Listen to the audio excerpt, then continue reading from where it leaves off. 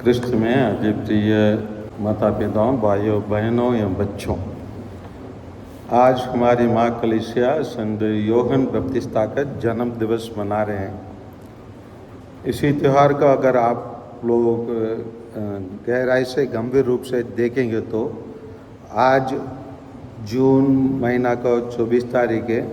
यहीं से अभी 6 महीने बाद देखेंगे तो प्रभु यीशु का जन्म दिवस आएंगे, क्योंकि जब स्वर्गदूत माता मरियम को संबोधित किया और एलिशबत के बारे में बताया, वो क्या बताया? आपका कुटुंबनी एलिशबत अभी 6वां महीना चल रहा है।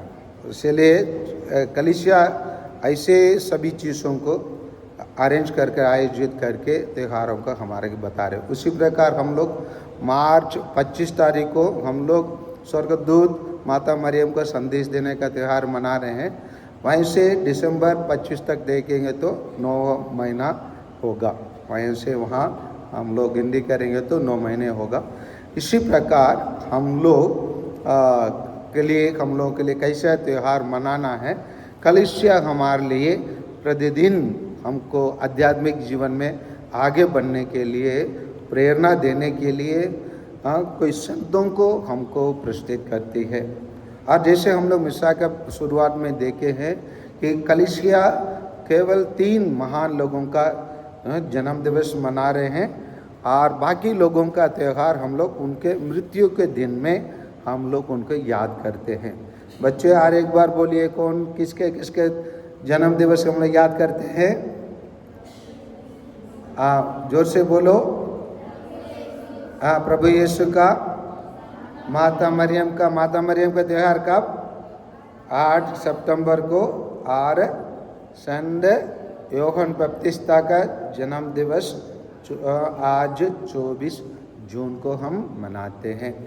आइए, ये संत योहन एक कलीसिया में मुख्य व्यक्ति है, क्योंकि प्रभु यीशु का जन्म के पहले ये अग्रदूत के रूप में ईश्वर ने उनको भेजा, जिसके बारे में हम लोग आज का पहला पाठ नबी यशायाह के ग्रंथ से भी सुने और हम लोग सेंट पौलुस के द्वारा प्रेरित चरित्र में भी उनके बारे में हम सुने हैं।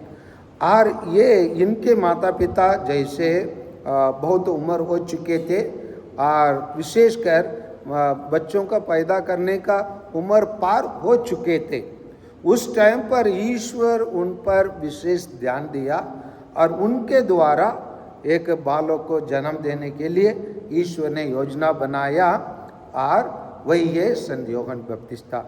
इसीलिए जैसे वो जन्म लिया, उसी के लिए तो माँ और बाप दोनों एक नाम रखने के लिए प्रयास करते हैं। वो नाम क्या है? योहन।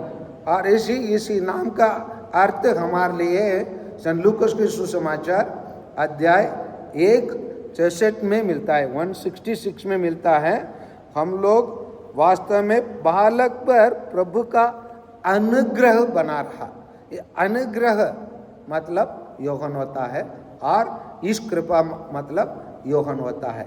तो ये वास्तव में हम लोग यहाँ पर आर पढ़ते हैं, यह बालक बढ़ता गया और उसकी आध्यात्मिक शक्ति विकास होती गई।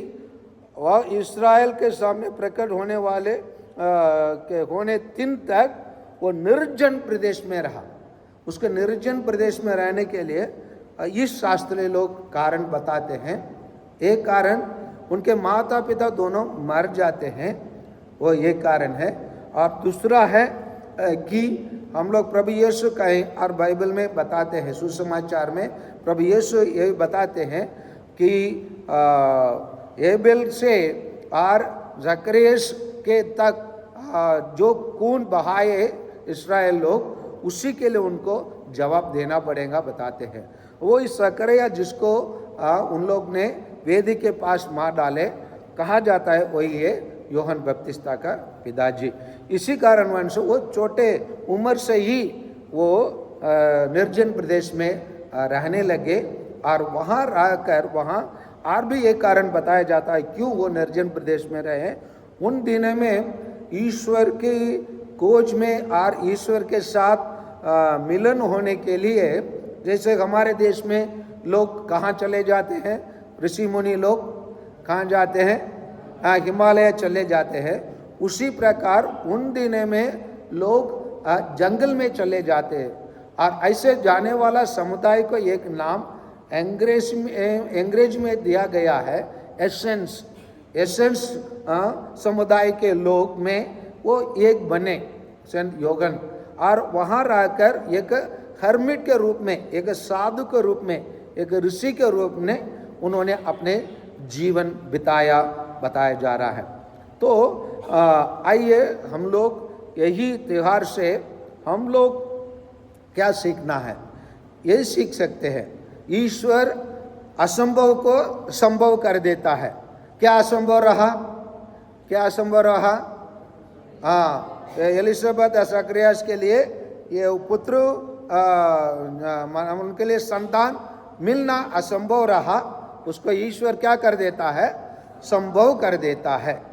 और हमें यहाँ देखने के लिए मिलता है, यहाँ कोई भी व्यक्ति धरती में जन्म लेता है, वो एक मुख्य लक्ष्य के लिए जन्म लिया जाता है और जन्म दिया जाता है, और उसी को हम सेंट योहन बपतिस्मा के द्वारा हम पा सकते हैं।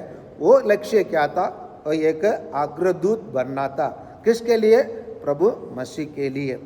इसीलिए इन चीज़ों को हम लोग सेंट योहन बपतिस्मा का त्यौहार में हम लोग सीख सकते हैं।